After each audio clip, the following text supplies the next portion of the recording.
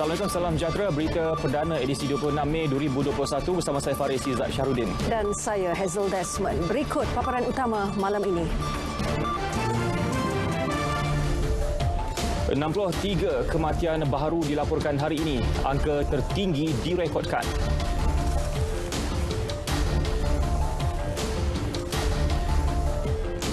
Pusingan kedua pendaftaran vaksin AstraZeneca habis ditempah dalam tempoh sejam.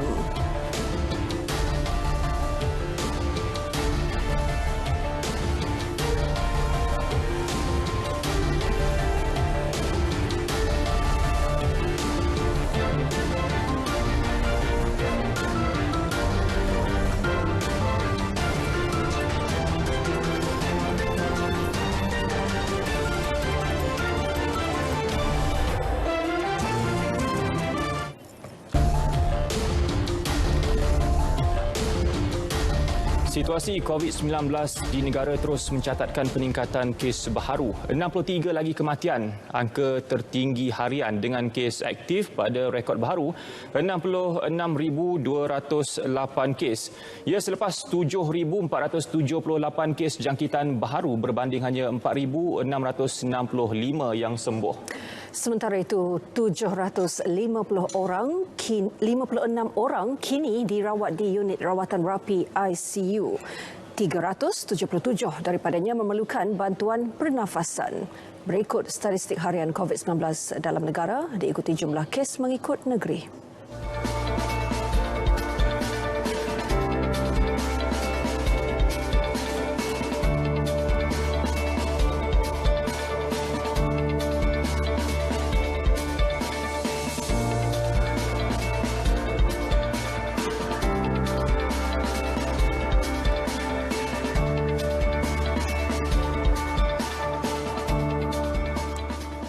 Kluster rentas negeri terus merekodkan peningkatan sepanjang April hingga Mei 2021. Menurut Menteri Kanan Pertahanan Datuk Seri Ismail Sabri Yaakob, dalam tempoh ini sahaja sebanyak 19 kluster dilaporkan daripada keseluruhan 50 kluster yang direkodkan akibat rentas negeri yang melibatkan 6,291 kes.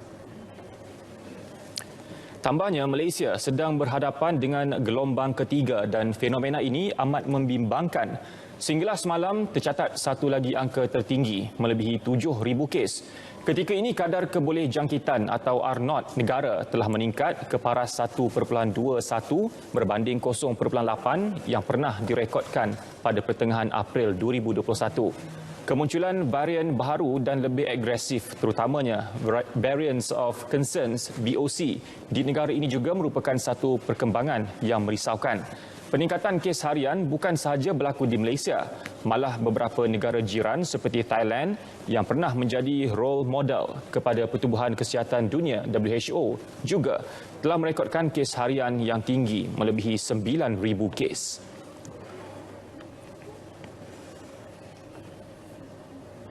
Pusingan kedua pendaftaran tempahan vaksin COVID-19 AstraZeneca yang dibuka untuk individu berusia 60 tahun ke bawah bermula 12.15 minit tengah hari tadi mendapat sambutan luar jangka.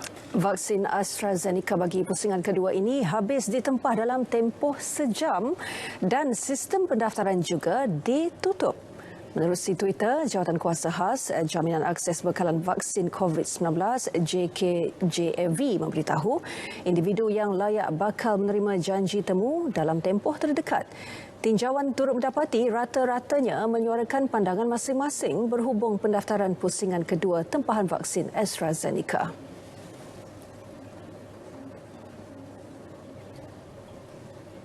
Saya harap ada fasa ketiga sebab saya rasa macam ramai sangat tak ambil lagi. So parents yang atas 60 pun saya rasa macam ramai sangat tak ambil sebabkan ada berita yang anti vaksin. So saya harap adalah usaha ni terus diusahakanlah sebabkan COVID pun dah teruk di negara kita kan. Perlu usaha, anak muda pun perlu support lah ambil vaksin ni. Tak kisahlah jenama apa, yang penting kita divaksin untuk kepentingan diri kita dan juga keluarga kita yang berada di kampung dan juga sekeliling kita sekarang ni. Siapa yang betul-betul terima sayang sama dia punya anak bini, mesti dia orang ikut ni. Itu Kak, kita punya Perdana Menteri bagi tahu apa, kita nak ikut itu saja. Kita nak selamatkan kita punya Malaysia saja. Semalam, Menteri Penyelaras Program Imunisasi COVID-19 Kebangsaan Khairy Jamaluddin memaklumkan kerajaan mula membuka slot tempahan kepada individu bawah 60 tahun bagi pusingan kedua vaksin AstraZeneca tengah hari tadi, melibatkan penduduk di Lembah Kelang, Selangor, Pulau Pinang, Kuching dan Miri di Sarawak serta Johor.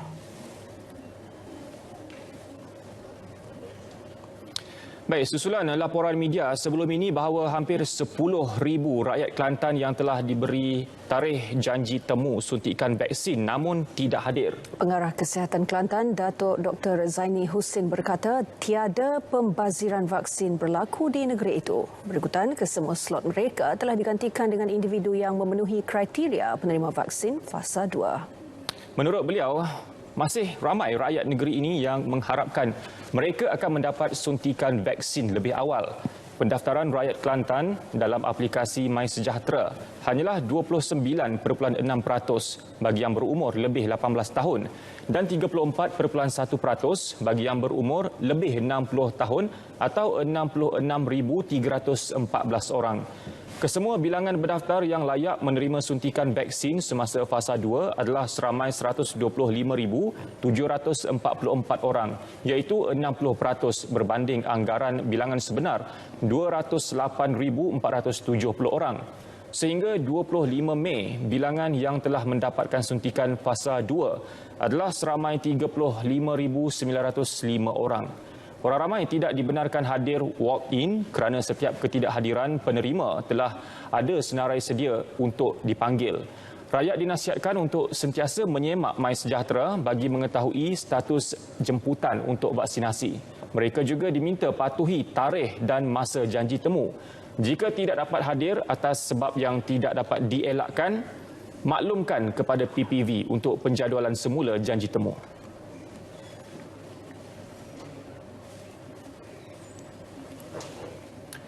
Momentum operasi Sekatan Jalan Raya SGR terus dipertingkat selaras SOP PKP 3.0 yang diperketatkan bermula semalam di Ibu Negara. Meskipun jumlah SGR tidak ditambah, namun pemeriksaan lebih teliti dilakukan anggota bertugas. Cuti umum sempena Hari Wesak tidak memberi kesan ketara kepada jumlah kenderaan di jalan raya dengan hanya sedikit pengurangan jika dibandingkan pada hari bekerja. SGR di Ibu Negara dilakukan di 6 lokasi iaitu Lebuh Raya Persekutuan Menghala Kuala Lumpur, Jalan Kelang Lama, Jalan 2 Palang 27A Wangsa Melawati, Jalan 1 Palang 91 Taman Syamlin Perkasa, di hadapan Balai Polis Kepong dan di Jalan Sentul Pasar. Tinjauan kami di SGR Lebuh Raya Persekutuan Menghala ke Ibu Negara mendapati jumlah kenderaan hari ini tidak jauh berbeza dengan semalam. Dianggarkan 500 kenderaan melalui SGR ini bagi setiap 3 jam. Individu yang melakukan perjalanan juga mempunyai surat kebenaran sama ada atas urusan kerja, perubatan atau menghadiri janji temu vaksinasi. Hari ini volume kenderaan ada kurang sikit disebabkan hari ini hari Minggu, hari Wesak, bukan hari cuti umum, hari Wesak. Jadi kenderaan ada kurang sedikit lah, hingga 20% macam ni. Kebanyakan mereka memberi alasan untuk pergi bekerja dan memang ditunjukkan surat. Surat majikan, ada yang disertai dengan surat daripada MITI. Ada yang pergi ke membeli makanan keperluan asas yang mereka yang tinggal di dalam kawasan pentadbiran IPD Sentul lah. Tiada kesalahan merentas negeri. SOP PKP 3.0 yang diperketatkan itu dilaksanakan menerusi 2 strategi iaitu arahan bekerja dari rumah dan menghadkan waktu operasi perniagaan. Tujuannya untuk mengurangkan pergerakan rakyat atau memastikan mereka yang tiada tujuan penting tidak keluar rumah sekaligus menghentikan trend semasa peningkatan jangkitan COVID-19. Baik, perkhidmatan Datuk Seri Tajuddin Abdul Rahman sebagai pengerusi bukan eksekutif Prasarana Malaysia Berhad ditamatkan. Jurucakap Media Kementerian Kewangan menerusi kenyataannya menjelaskan ia berkuat kuasa serta-merta. Ya, setinggi-tinggi penghargaan dan ucapan terima kasih diberikan kepada Datuk Seri Tajuddin atas perkhidmatan dan sumbangan beliau sepanjang berkhidmat di syarikat berkenaan. Beliau yang merupakan Ahli Parlimen Pasir Salak telah dilantik sebagai pengerusi prasarana pada 11 Mei 2020.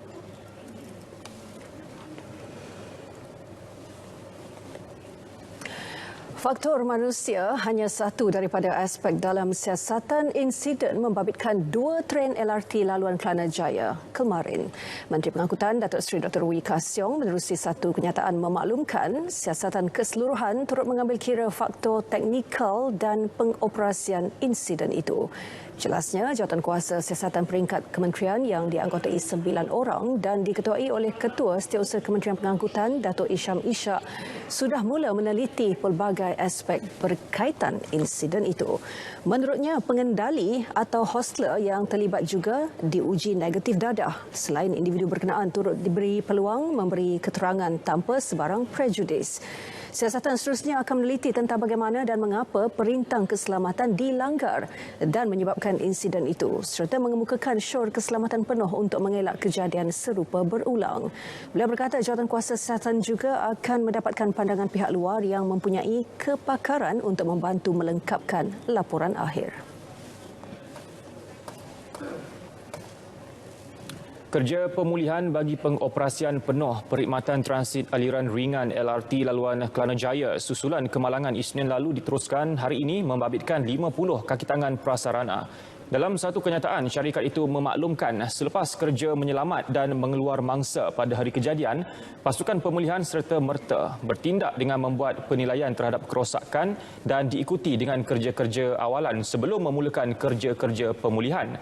Tambahnya, bahagian mencabar adalah memisahkan gerabak untuk kedua-dua tren dan menaikkan 6 gerabak yang tergelincir kembali ke atas landasan.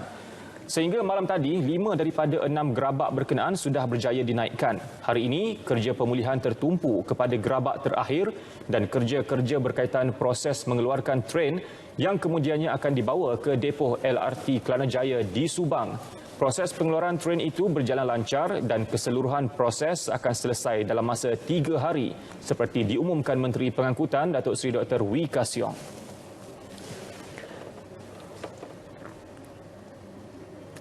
Rakyat diingatkan supaya mematuhi prosedur operasi standard SOP Perintah Kawalan Pergerakan PKP bagi membendung penularan COVID-19. Perdana Menteri Tan Sri Muhyiddin Yassin menegaskan demikian agar pandemik itu segera berakhir dan semua dapat kembali meraihkan perayaan dengan meriah seperti dahulu.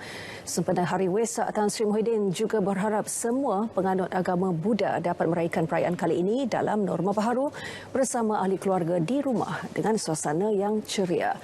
Ketika negara berdepan situasi pandemik yang luar biasa, amalkan kawalan pergerakan kendiri dan keluarga untuk memutuskan rantaian jangkitan COVID-19. Selain itu, elak meninggalkan rumah kecuali atas urusan penting.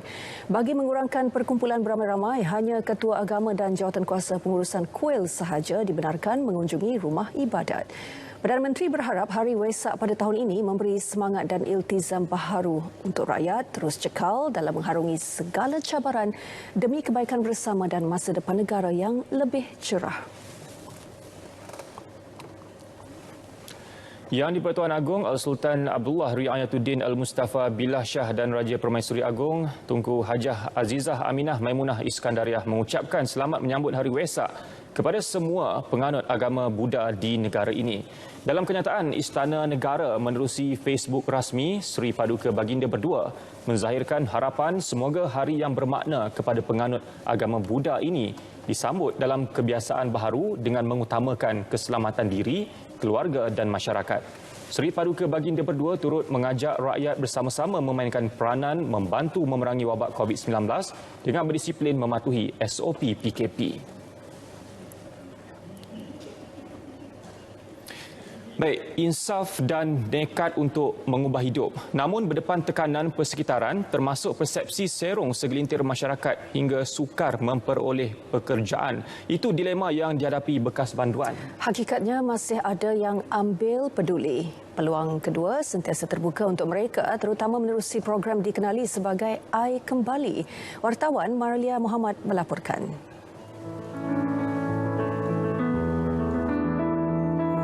Program I Kembali adalah kerjasama antara Jabatan Penjara dan Pertubuhan Rakan Gulam Kembali Pergak dengan menawarkan penempatan kerja kepada bekas banduan dan penagih dadah. Program tersebut membantu mereka mendapat pekerjaan dalam 6 sektor iaitu pembuatan, perkhidmatan, pembinaan, pertanian, pemasaran dan juga pengurusan. Pergak mengorak langkah sejak Mei tahun lalu memulakan program mengatur bekas banduan dengan majikan yang bersesuaian. Pengerusi Pergak, Datuk Seri Siti Muni Sheikh Ahmad memberitahu, selain menyediakan latihan dan modul kerohanian, pihaknya akan memantau peserta program sehingga tempoh setahun.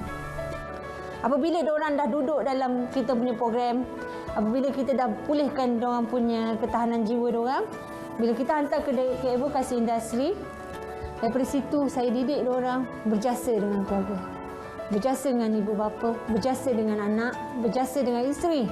Sebab ada yang dah berkeluarga, sebab diorang ada tanggungjawab diorang. Kita ajar diorang bagaimana untuk ada rasa tanggungjawab. So daripada situ dapat gaji diorang, kita ajar diorang pula bagaimana nak mengatur kewangan diorang untuk hantar ke keluarga, untuk keperluan sendiri, untuk bawa mereka ke bagaimana akta kerja yang boleh kita tuntut ke WSP Perkeso. Menyelami sisi peserta program, tiada kata yang terluah, hanya mampu bersyukur diterima bekerja walaupun baru dibebaskan dari penjara. Program penempatan ini beri sinar keyakinan baru untuk mereka. Macam masyarakat pula untuk kita berhadapan ni, dia bergantung pada diri kita juga, benda tuan. Kita nak dengan tak nak, nak berubah dengan tak nak perubahan. Kalau kita yakin, insya-Allah benda tuan, kita boleh maju lagi. Majikan dia tak tahu sepenuhnya benda tuan, tapi dia boleh dapat feedback yang baik kan. Dia orang tahu kita orang daripada program ni, dia orang ambil kita orang, dia orang terbuka luas kan. Dia orang cakap tak apa, kita orang ambil, lupakan kisah lama kan. Janji untuk maju ke depan lagi kan, untuk berjaya kan, semua kan, untuk jadi insan yang lebih berguna lah. Keluarga saya orang tua dah tak ada, tinggal adik-beradik ya. Sebab tu saya tak nak malukan dia orang lagi. Saya dah banyak susahkan dia orang. Jadi saya perlu ubahlah hidup saya. Saya rasa tak disangka-sangka.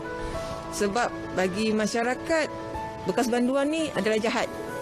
Bila diberi peluang macam ni, kata orang Allah je yang tahu macam mana perasaan ni.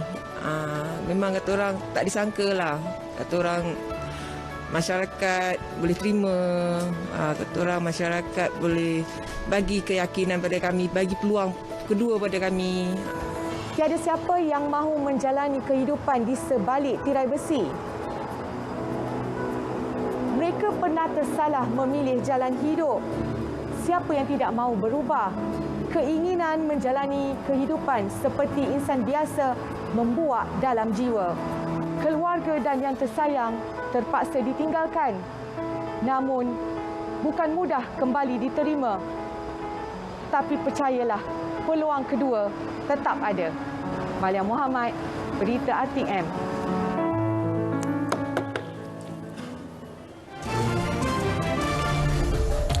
$20.1 juta penduduk telah dibanci setakat ini. Paparannya seketika nanti. Teruskan setia bersama Berita Perdana.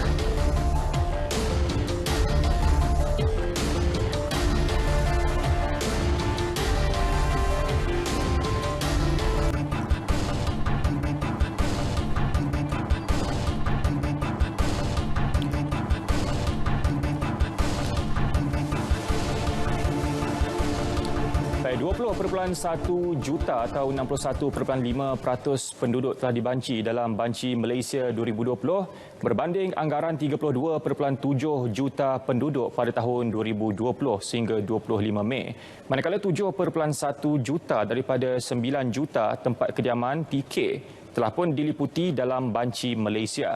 Jelas Ketua Perangkawan Malaysia, Datuk Seri Dr. Muhammad Uzair Mahidin, 5.4 juta daripada 8.2 juta isi rumah telah selesai menjawab soalan banci. Kadar pencapaian respon banci mengikut negeri yang tertingginya adalah wilayah Persekutuan Putrajaya yang setakat ini telah pun mencapai tahap pembancian 101.4%, diikuti oleh Perlis. Tahap pembancian adalah sebanyak 89.8% dan Johor sebanyak 84.3%. Manakala yang terendah ialah Sabah 38.8%, wilayah Persekutuan Kuala Lumpur 45.2%, Sarawak 46.2% dan Pahang 47.9%. 50.8% daripada 20.1 juta penduduk Malaysia yang direkodkan merupakan lelaki, manakala 49.2% ialah wanita. Dapatan yang terkini ini kita dapati 6.3% adalah di kalangan yang berumur 65 tahun ke atas. 69.7% adalah mereka yang berumur antara 15 hingga 64 yang biasanya kita kategorikan sebagai umur bekerja. Manakala daripada 20.1 juta ini di kalangan umur muda 0 hingga 14 tahun adalah sebanyak 23.9%.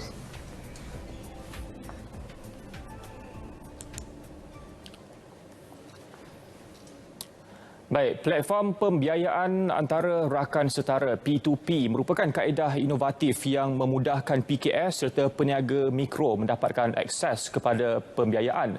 Proses permohonan lebih pantas dan mudah serta keperluan dokumen tanpa cagaran antara sebab mengapa platform pembiayaan digital itu semakin mendapat perhatian dalam kalangan usahawan tempatan. Salah satu daripadanya Funding Societies Malaysia yang memulakan operasi sejak 2017. Menurut Ketua Pegawai Eksekutifnya, Wong Kah Meng, penerimaan usahawan terhadap platform pembiayaan alternatif itu semakin meningkat. Ia seiring pelbagai program kesedaran dilaksanakan pemain industri bersama pengawal selia tempatan. We have been working very closely with some of the regulators, so whether it's Securities Commission, whether it's Bank Negara, they have a lot of activities and carnivals and campaigns that builds awareness amongst the SME and the investor community. On our side also, we work with a lot of partners, whether it's B2B or B2C marketplaces, and through them we are able to sort of reach out to these SMEs as well to really educate them and build awareness about peer-to-peer financing and funding societies in general. Setakat Disember 2020, industri P2P negara telah merekodkan pembiayaan lebih 1 bilion ringgit. Kenyataan Israel bahawa pejuang Hamas menggunakan orang awam sebagai perisai kemanusiaan sama sekali tidak benar. Malah menurut pengerusi My Aqsa Defenders Muhammad Nadir Al-Nuri Kamaruzaman, tentera Zionis tidak akan memberi amaran dan terus melancarkan serangan di mana-mana lokasi yang dikenal pasti kedudukan pemimpin pejuang Hamas. Contohnya kes yang berlaku di Camp Raya Syatik, pembunuhan keluarga Abu Khattab 10 orang sekaligus. Sebab apa mereka letakkan kawasan tersebut? Sebab jangka ada figur penting Hamas di situ ataupun Al-Qassam di situ. Maka diletakkan tanpa memberikan amaran, itu yang biasanya menyebabkan kematian orang-orang awam. Serangan dalam bentuk yang kedua ialah serangan yang mereka gunakan untuk menyerang infrastruktur Hamas itu sendiri. Senjata yang telah diumumkan. Muhammad Nadir menjelaskan demikian dari Gaza semasa dihubungi RTM dalam program Selamat Pagi Malaysia. My Aqsa Defenders mengetuai gabungan 20 NGO Malaysia di Gaza dalam penyaluran pelbagai bantuan kepada penduduk Palestin.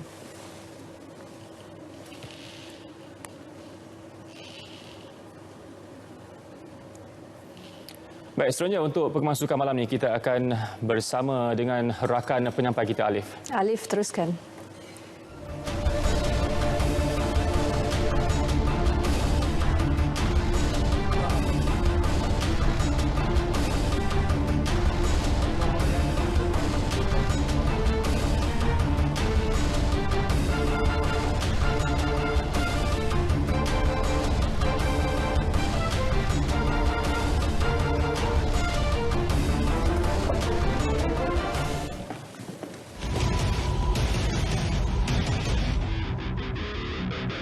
yang dinantikan kini bertandang.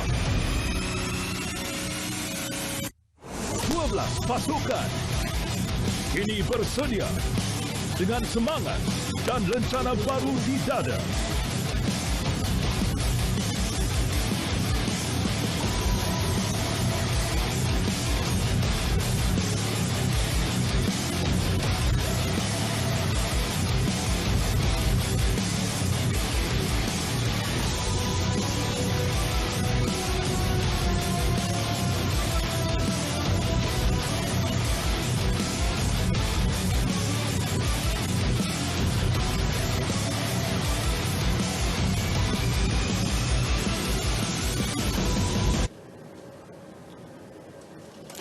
Assalamualaikum dan salam sejahtera, bersama saya Alif Ashraf Kamano dalam edisi Sukan. Sukan malam ini kita mulakan dengan perkembangan Sukan Sepak Takraw. Persatuan Sepak Takraw Malaysia PSM harus segera adakan perbincangan dengan Persekutuan Sepak Takraw Asia ASTAF bagi mengelakkannya disingkir dari Badan Induk Asia itu. Saranan itu disuarakan naib pengerusi panel penasihat undang-undang dan takbir urus Persekutuan Sepak Takraw Asia ASTAF yang baharu, Dr. Wirdawati Muhammad Razif. Jelasnya, jika PSM disingkir, ahli gabungan yang menarik diri dari PSM boleh menubuhkan persatuan sukan baharu dengan syarat perlu mendapatkan pengiktirafan ASTAF dan ISTAF.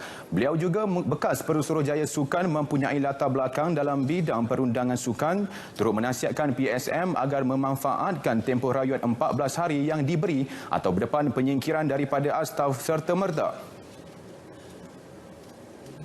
Jadi, kalau untuk persatuan-persatuan yang mahu ditubuhkan, misalnya saya dengar ada beberapa persatuan sukan negeri yang menarik diri, ya.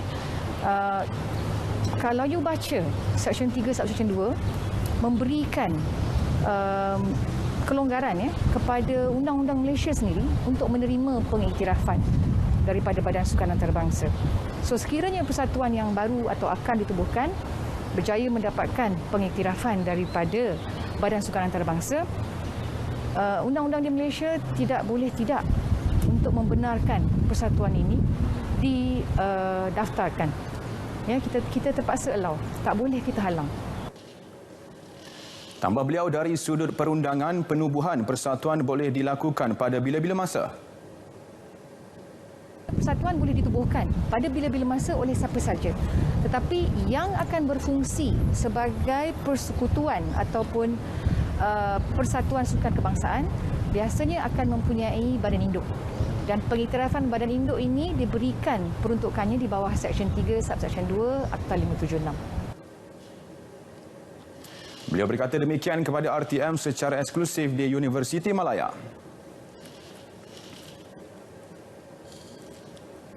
Harimau Malaya perlu bangkit. Itu harapan Ketua Jurulatih Pasukan Bola Sepak Kebangsaan Tan Cheng Ho menjelang aksi persahabatan terakhir menentang Bahrain Jumaat ini.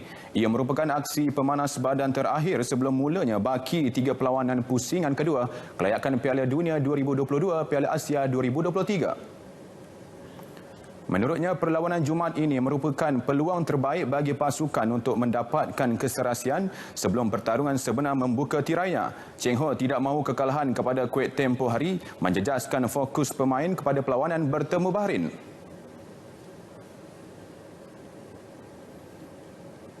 Player feel disappointed with the result and the performance. Then after that, I think that is a good lesson for the players to learn. Then we have to step up and we have to give our best playing against Bahrain. That is the best chance of best test match that we can see. We need to work together as a team and as a we need to get the momentum, the flow, and especially going for attacking and defending as a unit also.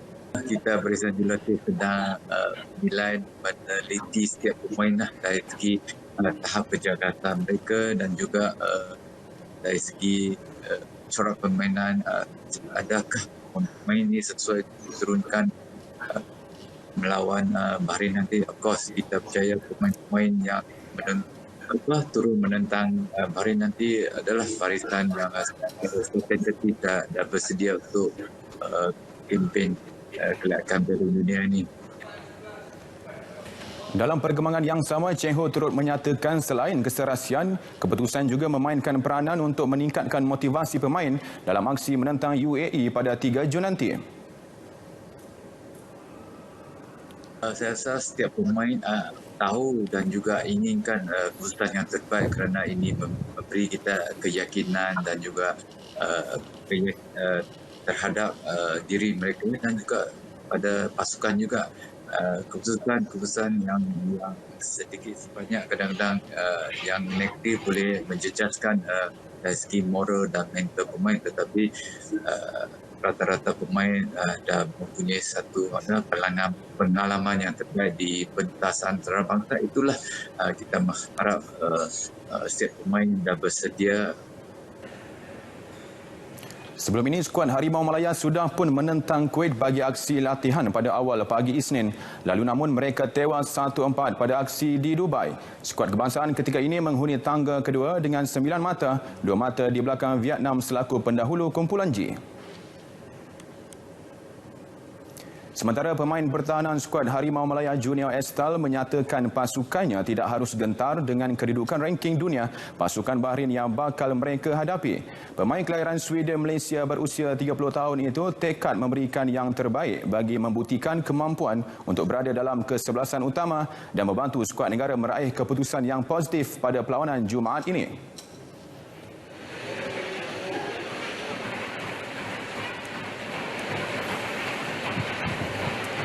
So it's going to be a difficult test. Memang difficult. Tapi experience juga. It's a good experience for the young boys, especially untuk saya juga lawan Bahrain dekat Bahrain, stadium cantik. So it's going to be a very good experience. Tapi kita kena level-headed sikit and focus. Sebab target kita bukan, friend ini besar, tapi target kita ada 3 game. Pemain klub Chonburi FC itu turut menjelaskan prestasinya buat masa ini berada di tahap yang cukup bagus jika disenarai untuk menggantikan Brandon Gan dan Syarul Saad dalam pasukan kebangsaan.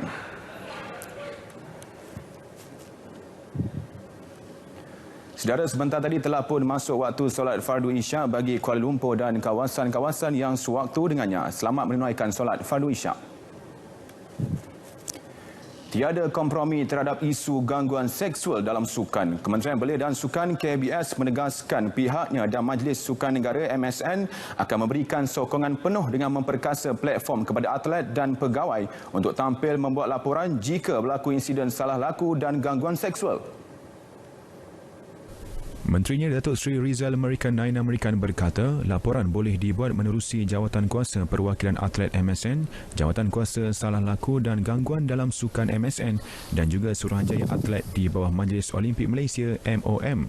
Menerusi satu hantaran di Facebook rasmi beliau, Datuk Seri Rizal amat memandang serius pengalaman gangguan seksual yang dilalui bekas atlet renang negara Cindy Ong suatu ketika dulu. Beliau menegaskan gangguan sebegini tidak seharusnya berlaku terhadap mana-mana atlet negara. Setiap atlet dan pegawai katanya harus berada dalam suasana yang selamat di dalam pusat latihan kebangsaan.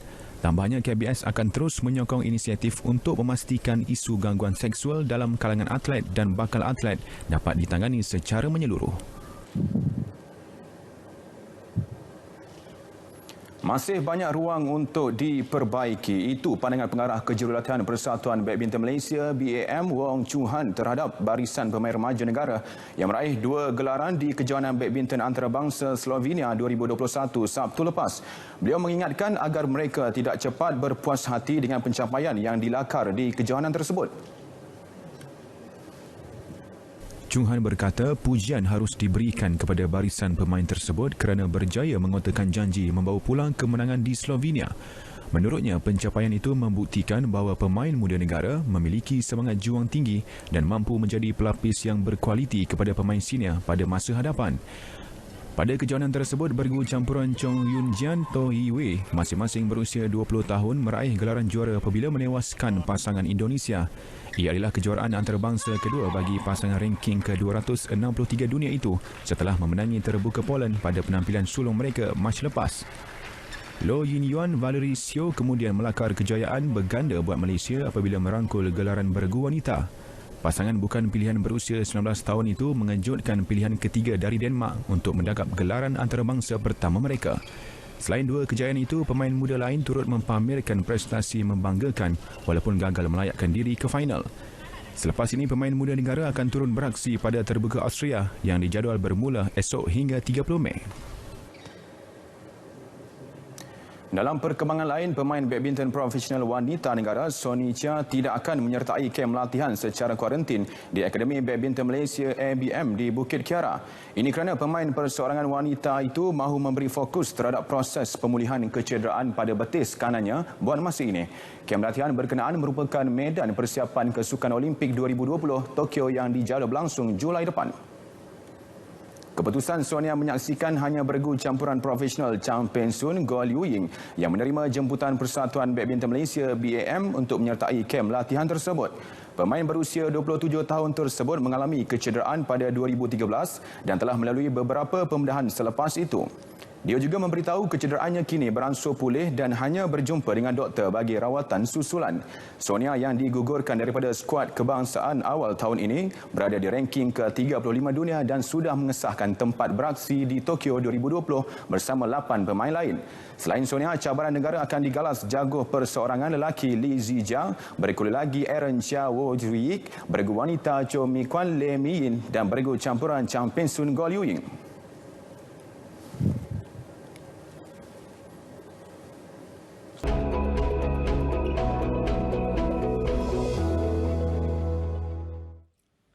Baiklah, Assalamualaikum dan salam sejahtera. Seperti sedia maklum, negara kita kini berada pada fasa monsun barat daya. Kebiasaannya, angin barat daya memasuki ke rantau negara kita dengan atmosfera yang lebih kering. Kelembapan udara juga rendah. Taburan hujan yang rendah dan cuaca panas juga biasa berlaku pada monsun ini. Tetapi, pada hari ini cuaca agak berbeza. Mengapa ia berlaku? Okey, pada ketika ini terdapat kawasan penumpuan halaju angin dan juga perubahan halaju angin yang melibatkan di bahagian pantai barat dan juga utara Semenanjung Malaysia. Dan kerana inilah mengapa buat masa kini Semenanjung Malaysia mengalami keadaan cuaca yang agak lembap. Ianya adalah kondusif bagi pembentukan awan aktif yang boleh membawa keadaan cuaca lembap seperti hujan dan juga rebut petir. Baiklah, selain daripada itu, pada hari ini di kawasan latitude lebih tinggi, angin bertiup dengan agak kencang sekitar 40 hingga ke 50 km sejam.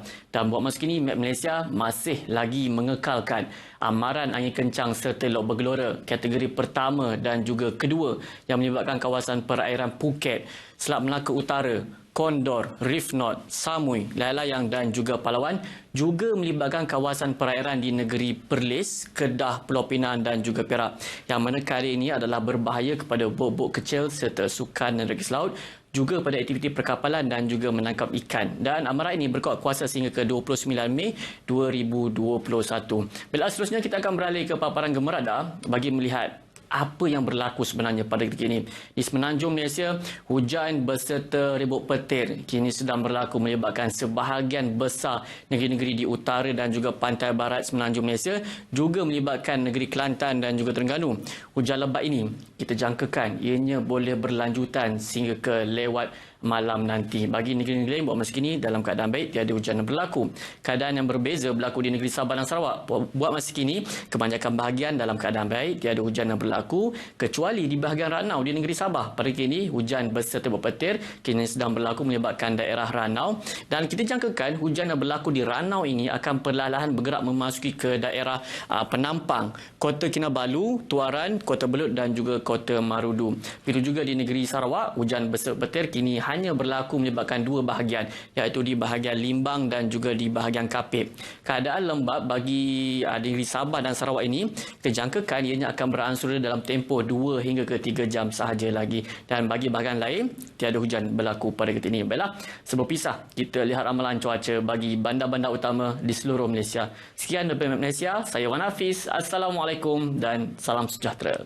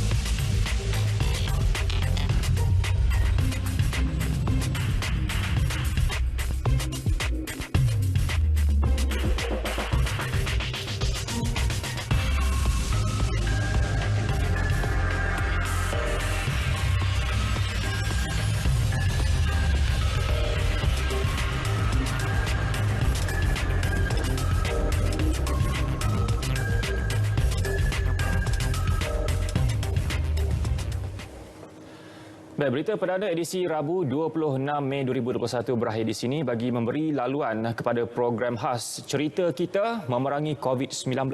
Pastikan anda sentiasa patuhi SOP untuk putuskan rantaian jangkitan COVID-19. Dan teruskan berdoa untuk keselamatan rakyat Palestin. Dengan itu, Assalamualaikum. Salam sejahtera.